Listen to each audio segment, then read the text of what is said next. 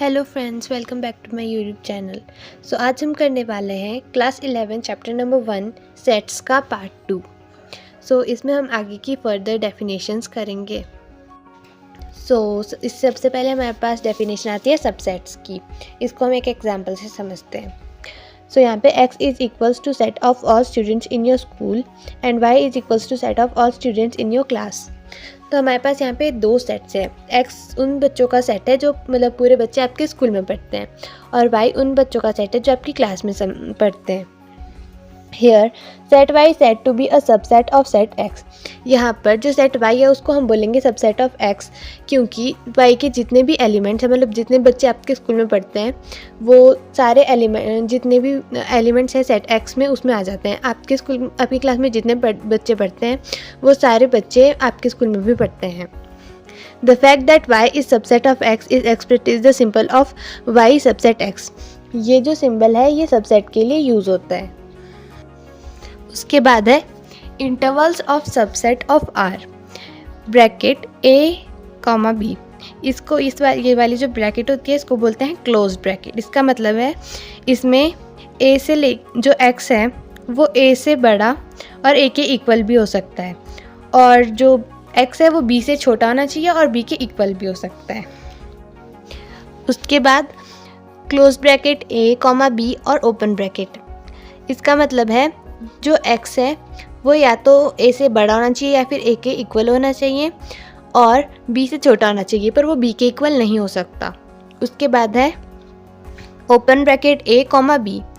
इसका मतलब है जो x है वो a से बड़ा होना चाहिए पर उसके इक्वल नहीं हो सकता, और b से छोटा होना चाहिए और उसके इक्वल भी हो सकता है। उसके बाद है ओपन ब्रैकेट a, b। इसमें जो x है वो a से बड़ा होना चाहिए और b से छोटा होना चाहिए पर इक्वल नहीं होना चाहिए दोनों के। उसके बाद है हमारे पास power set. The collection of all subsets of a set a is called power set of a। जो a के जितने भी सबसेट है उसकी जो भी कलेक्शन होती है उसको बोलेंगे power set of set a। उसके बाद है universal set. Set of natural numbers and it's subset as the set of prime number, the set of all even number and so forth. The basic set is called universal set। तो हमारे पास यहाँ पे set of natural numbers है जिसके subset में आ जाते हैं prime numbers, even numbers, odd numbers, बहुत सारे नंबर्स आ जाते हैं। तो ये बेसिक सेट होता है, इसको बोलते हैं यूनिवर्सल सेट। हमारा नेक्स्ट टॉपिक है union of sets. The union of a and b is the set which consists of all the elements of a and b, the common element being taken only once। तो जो union होगा set A और B का, उसमें सारे elements आएंगे जो भी A और B में है, पर जो कॉमन एलिमेंट होंगे वो सिर्फ एक बार लिए जाएंगे। The symbol union is use to denote union. ये वाला जो सिंबल है इसको यूनियन डिनोट करते हैं। अभी हम एग्जाम्पल ले लेते हैं। फॉर एग्जाम्पल हमारे पास एक सेट है A, इसमें हमारे पास एलिमेंट है 2, 4, 6, 8, ठीक है। और दूसरा सेट है हमारे पास B, इसमें हमारे पास एलिमेंट 8, 9, 10, 6, ठीक है। तो अभी हमको A यूनियन B निकालना है, तो ये होएगा 2, 4, 6, 8, 9, 10। क्योंकि इसमें 6 और 8 दोनों में कॉमन, तो इसको हम सिर्फ एक बार ही लिखेंगे और बाकी सारे एलिमेंट्स लिखेंगे। उसके बाद है हमारे पास इंटरसेक्शन ऑफ सेट्स।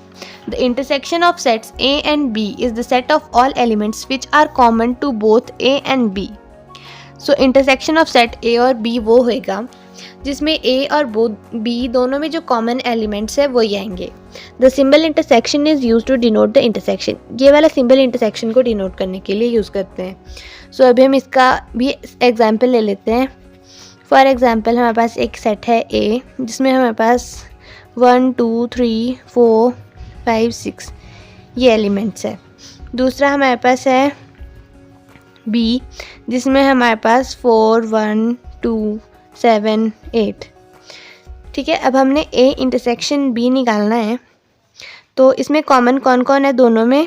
एक तो 4 है दोनों में, तो 4 लिख लेंगे। 1 भी दोनों में कॉमन है, 1 लिख लेंगे। 2 भी दोनों में कॉमन है, 2 लिख लेंगे। और बस इतने ही एलिमेंट दोनों में कॉमन है, तो A इंटरसेक्शन B हमारे पास 4, 1 और 2 आ जाएगा।